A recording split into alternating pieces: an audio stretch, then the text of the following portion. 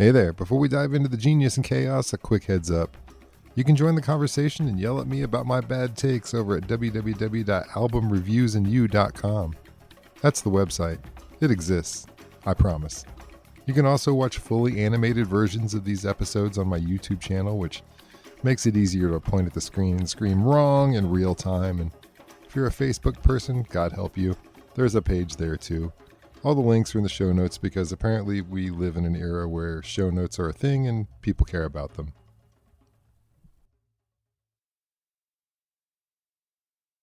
It's the holidays, the season of goodwill, eggnog regret, and whatever your local mall calls live entertainment. I figure I'd celebrate properly by reviewing the Christmas album that nobody asked for but everyone should hear, Christmas on Death Row, a 1996 R&B and hip-hop holiday compilation from the label that brought you both smooth hooks and felony charges. We're talking Nate Dogg, Snoop, Danny Boy, Michel'le, basically Santa's naughty list with better producers. So, while meteors streak across the sky and NASA quietly updates their insurance policy, I'll settle in with a little death row cheer. Alright, the first song is Santa Claus Goes Straight to the Ghetto. The album kicks open like a snow globe filled with palm trees, weed smoke, and Cadillac chrome. Santa Claus Goes Straight to the Ghetto uses that perfect Isaac Hayes Do Your Thing sample and immediately establishes that this won't be your grandmother's Christmas Eve soundtrack. Unless your grandmother used to be a video girl. Although it borrows the name from the James Brown classic, this is a new song. It's a group effort. Snoop, Nate Dogg, Daz, Trey D, Badass, each sliding in like the world's chillest family reunion. You get weed for Christmas, you get respect, and you definitely get a beat smooth enough to melt icicles. Nate Dogg's refrains, Santa Claus Goes Straight to the Ghetto, lands like a benediction from the Church of Funk. It's humorous, sincere, weirdly comforting, and dope as hell. The mix has that classic mid-90s death row warmth, big low end, lazy, confident drums, and that syrupy vocal blend that California invented. This one's going straight into my holiday liquor and lament playlist, filed between Run DMC and Bing Crosby, because those are now valid options. Alright, the next song is the Christmas song. Danny Boy steps up like the ghost of R&B Christmas past, crooning chestnuts roasting on an open fire, with the kind of control that makes you forget anyone else ever sang this song. He's smooth, soft, confident, that rare singer who could make today's headlines sound romantic. The arrangement starts traditional, then drops in slick guitar runs, plush keyboards that give it a late night radio polish. Halfway through, the beat subtly shifts and this version grows and becomes more than expected. It stops being background music and becomes mood lighting. The production shimmers, the bass hums like neon. Danny's voice surfs the chords with total ease. There's real passion here, not irony. Although it's been said many times, many ways, this version definitely earns a spot next to the Nat King Cole original. When it ends, you'll swear the fire crackled louder just to applaud the guy. Alright, the next song is I Wish. The Dogg Pound takes over and nope, it's not the Stevie Wonder song, this is a new song. All West Coast groove and heart. Daz and Corrupt write a beat that sounds like Christmas Eve on hydraulics. Snapping snare, soft synth pads, and that unmistakable G-funk swing. The message is surprisingly sweet. Gratitude for surviving another year, longing for love, remembering the ones who didn't make it. And the hook, I wish I had love, I wish we all had love, lands heavy but stays hopeful. It's introspective without getting sappy. There's a real emotional core under the slang and the swagger. It's tracks like this that make Christmas on Death Row work. Heartfelt sincerity inside drum machines and weed smoke. The Dogg Pound turned the idea of gangster Christmas into something universal. Maybe peace really does come with a bass line and a Raiders hat. Alright, the next track is Silver Bells. Michel'le steps up and right away the room brightens, all shimmering synths and clean 90s R&B polish.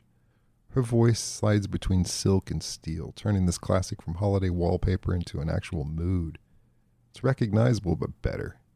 The production flexes with punchy bass, soft chimes, and that unmistakable West Coast rhythm that makes even snow sound like it's wearing sunglasses.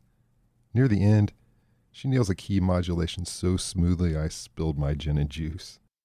And that final swell where her vocal climbs up over layered harmonies and lands perfectly on the downbeat. It's amazing. This is what happens when you give a standard to someone with range and no fear of a studio. For once, I'm not fast-forwarding Silver Bells. All right, the next track is Peaceful Christmas. Danny Boy returns, and now the whole vibe shifts from a holiday party soundtrack to melancholy. Or would it be melancholy? This one's about how Christmas isn't quite the same anymore. The snow don't fall, Santa don't come. It's all lost its magic.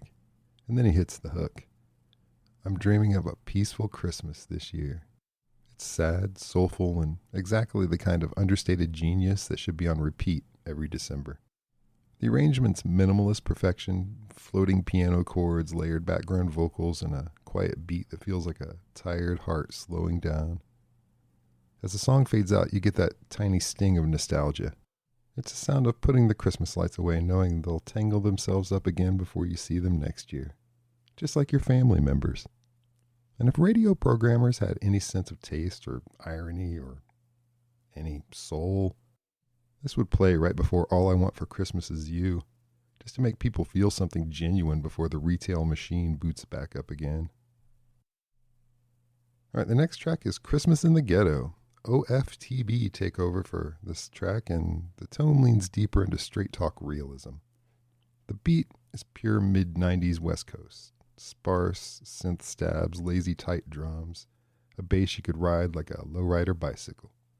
They rap about growing up surrounded by a struggle, but still wanting to get back to their neighborhood because, as they put it, Christmas in the ghetto ain't much to talk about. It's reflective without sagging into self-pity, part social commentary, part survival story, and surprisingly uplifting. There's a warmth to it, even in the darker lines, like they're holding on to hope because hope is the most rebellious thing they could do. All right, the next song is Silent Night. It arrives courtesy of BGOTI. I didn't know much about this group. I think it's pronounced Bugatti. Also 6 Feet Deep and Guess with 3 S's. And this song is genuinely gorgeous. The opening vocal stacks, they glide in like satin, and before a single sleigh bell lands, you know it's going to hit that rare space where gospel and R&B meet flawlessly. The beat is soft, cushioned by light percussion and church organ accents that sneak in and around the second verse. The lead vocal is pure restraint. No oversinging, just perfectly phrased calm. And the harmonies bloom behind it like a candlelight filling a cathedral.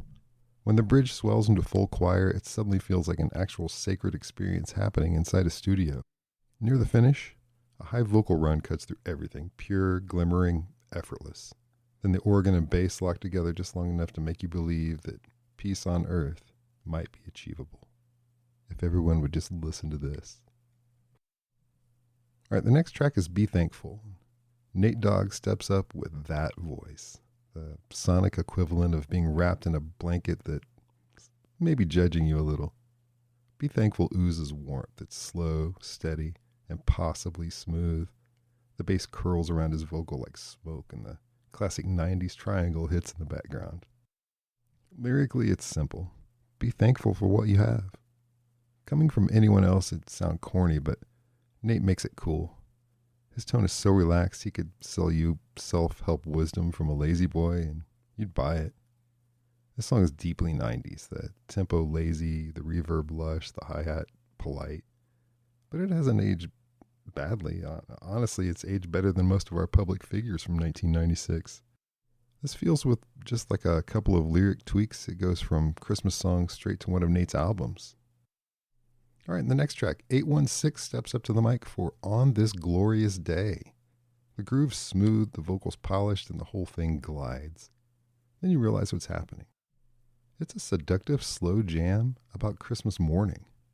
Not a Christmas song, like a Christmas fantasy, complete with mistletoe and family and snow and soft focus, perfect lighting on gift wrap. If aliens dropped by and asked what Christmas meant to America, I'd play them this, and then immediately follow it up with a Black Friday doorbuster commercial. I think collectively, that would explain us pretty well. The delivery here, pure 96 R&B boy band territory. every syllable crooned like it's auditioning for Carson Daly and TRL approval. The beat's gentle, the bass butter smooth, and of course there's a triangle gently keeping time because in the 90s every song had a triangle. The song's predictable but charming, and really if you don't smile during this, you're either dead or working retail during doorbusters. Frosty the Snowman is the next track, and it shows up dressed in slow jam silk pajamas courtesy of 6 Feet Deep. They've turned the children's classic into late-night R&B pop perfection, and it works. Gone is the frantic kid movie energy. This Frosty doesn't run, he saunters. The instrumentation is smart. Steady snare, hi-hat groove under a subtle bass throb with vocal breakdowns that show off real range. It takes guts to reimagine a song about animated snow into a seductive moment. They pull it off. The arrangement's so tight, I actually had to rewind just to catch some of the flourishes they slipped into the background. Is it my favorite version of Frosty? Maybe. Probably. But I can say for certain it's definitely the first time I've heard it and thought, this snowman has seen some things. And that's worth something. Somewhere between the bridge and the final line, I think I actually started believing Frosty might own a silk robe to match that hat. Next track is Oh Holy Night. Bugatti returned for Oh Holy Night, and wow. Their voices are delicate and huge at the same time. Every run is careful, every pause earned. They take a song we've heard a million times and make it feel brand new without dip-dyeing it in nostalgia. The production lets each voice breathe. Organ, light drums, soft guitar, nothing competes, it just frames them. And when the band kicks in that final modulation and the lead hits a note that probably set off car alarms, I got goosebumps. This is what Christmas music could be if radio didn't insist on the same 10 songs from 1952. Next track is Party for Da Homies. Sean, Barney Thomas, and J-Flex kick this one off with a swagger that could only come from the mid-90s. A stuttering beat, gritty snare, strategically placed triangle, of course, and more vocal bounce than a trampoline. You start nodding before you realize it's about togetherness, a party, a Christmas party open to anyone who ever felt left out in the snow. The message lands. It's not about presents, it's about presence. Actually being present. Musically, though, it's wild. Half Prince, half West Coast funk, and just a little church basement. If Prince had secretly produced a Death Row Records Christmas single, this would have been it. Flirty, clean, and a little dangerous. When the horns slide in, you can almost see high-heeled boots and purple suits dancing. Next song is White Christmas. Guess returns. Guess, 3 S's. For White Christmas, and right away it's clear the man's voice wasn't built for subtlety. He opens with pristine tone and phrasing clean enough to make you forget every singer who has ever blasted through those shitty shopping mall speakers. What's wild is the production. Warm Fender Rhodes, breathable rhythm section, crisp background vocals. It's like someone restored the original in 4K. He leans into the classic melody with such confidence, and the modulation at the end isn't showy, it's amazing. The mix sparkles, the bass slides just enough, and the reverb swells to church levels. It's another track on the record that fully outclasses its competition. Nothing ironic, just talent and taste. Next track is This Christmas. Danny Boy closes the stretch with Donny Hathaway's This Christmas, and it's gorgeous. Laid-back vocal phrasing, more Rhodes piano, dry drums, everything mixed just right. It's smooth, understated, and somehow both respectful and original. Danny's runs are clean, playful, and he lets the horns breathe instead of drowning them out. Halfway through, a sax solo shows up like it came straight from the 1996 BET After Hours Awards. It's perfect. Whether or not that's Kenny G is irrelevant. If it is, congrats, Kenny. You finally swung. When the brass section joins in near the end, it's the audio version of Tinsel. It's shiny and absolutely necessary. Everything about this track sums up the album's production. It's clean, balanced, professional. It's Christmas for grown-ups. Nostalgia with actual groove. Next up is Have Yourself a Merry Little Christmas. 6 Feet Deep deliver one more lesson in how to treat a classic. Their version slides in with jazzy piano, liquid guitar, and vocals so tight you can hear the reverb in the room. Deep baritone anchors below high falsetto ribbons. It's rich, balanced, like eggnog after a college education. The arrangement never rushes. They stretch that melody like butter on warm bread, tugging at just enough nostalgia to make you feel things without triggering a Hallmark flashback. This song is definitely worth a listen for the unexpected and interesting harmonies that pop up here and there. I promise, you have never heard this song quite like this. All right, and Guess closes the album with Christmas Every Day, and it's a clinic in feel-good funk. Studio chatter opens the track, somebody laughs, and then that bass hits dirty and deep, the drums landing like Dayton's on the mothership. The vocals slide across like red wine. The lyrics, if I had you around, it'd be Christmas every day. Could have been corny, but the delivery sells it. Smooth harmonies, perfect EQ, and that bass tone that makes you feel like you're standing too close to the speakers, on purpose. It's the ideal closer. It's warm, lush, and unashamedly romantic. I fucking love this song. This beat is so dirty. The bass, the drums, just yes. Yes and yes. You know what? I like Christmas on Death Row a lot.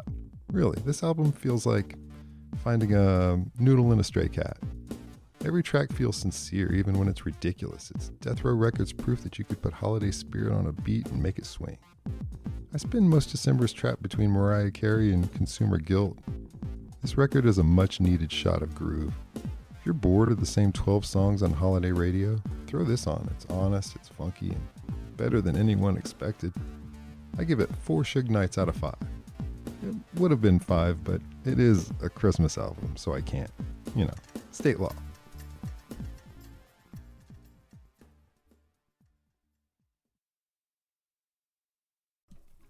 That's all for now. Thanks for hanging in my little corner of musical chaos. If you dug it, consider hitting subscribe or leaving a comment.